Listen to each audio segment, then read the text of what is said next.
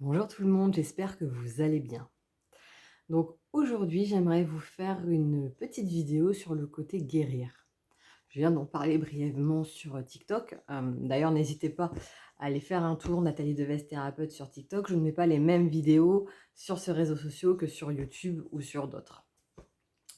Donc là, je voudrais vous parler du côté vraiment guérir. Je suis thérapeute, je suis coach, je suis aussi maintenant dans l'énergie, je m'ouvre de plus en plus ce côté spirituel pour avoir vraiment une prise en charge globale des personnes. Pour autant, je peux être une accompagnante, mais je ne suis pas une guérisseuse. Au sens où même si je peux apporter une autre énergie, même si je peux parfois aider la personne à se mettre en énergie, si je peux switcher complètement l'énergie de la personne, si je peux l'aider à faire des nettoyages ou à se libérer de certaines choses, pour autant, la guérison profonde et globale, on va dire, ne dépend que de la personne. Non seulement il faut qu'elle le veuille, mais c'est surtout cette personne qui doit le mettre en place. Je ne peux pas le faire pour vous. Je ne peux pas le faire à la place d'eux. Je peux vous accompagner pour vous aider dans certaines choses, pour libérer de certains blocages, pour nettoyer certaines énergies, pour lever certains freins, certaines limitations, certaines résistances. Je peux peut-être aussi par mes vidéos, par les enseignements que je donne lors de mes conférences, les explications, vous aider à vous connaître davantage sur votre mode de fonctionnement, vous apporter des pistes de réflexion, vous donner des exercices qui vous permettent des prises de conscience pour savoir où vous en êtes et éventuellement des petites choses que vous pouvez pratiquer pour vous faire du bien.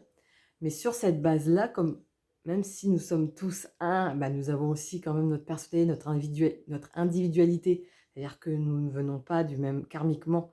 On arrive avec ce qu'on est, on fait ce qu'on peut par rapport à notre famille, à notre environnement.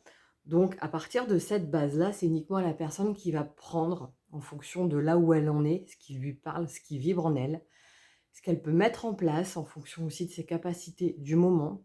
Et à partir de là, par la causalité, forcément, il va avoir des résultats. Il y a des choses qui vont s'ouvrir, il y a des choses qui vont se nettoyer, il y a des choses qui vont se modifier.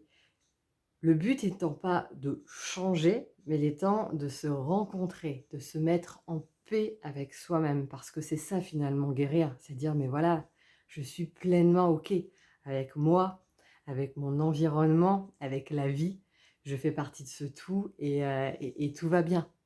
Et derrière, toutes les choses qu'on traverse, que ça c'est dans l'unique but de justement de sortir de certains schémas, de dépasser certaines blessures et d'aller vers cette guérison de l'âme qui a pour seule intention d'aller vers la paix et l'amour. Donc tout ça, ça ne dépend que de chacun. Alors bien évidemment, seul, ça peut être très compliqué dans le sens où pour rentrer dans une dynamique face à toutes les possibilités qui existent, face au fait qu'on peut être perdu avec soi-même, face au fait que l'ego est très doué pour nous faire rentrer dans un effet tunnel qui fait qu'on n'arrive pas à sortir de ça ou pour nous faire croire que c'est OK ou non, etc. D'où l'importance parfois d'être aidé par un professionnel qui peut nous montrer un autre éclairage, qui peut nous aider à prendre du recul, qui peut parfois aussi permettre de révéler ce qui est inconscient, ce qui est karmique, et d'aider dans ce nettoyage-là. Maintenant, concrètement, c'est nous, dans cette vie, en tant qu'incarnés, qui devons apprendre à justement être dans cet accueil, à être dans cet amour.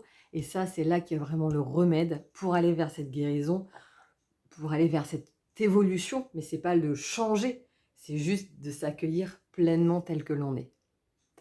Donc voilà, n'hésite pas à me dire ce que tu en penses et puis je te souhaite une belle journée, je te dis à bientôt.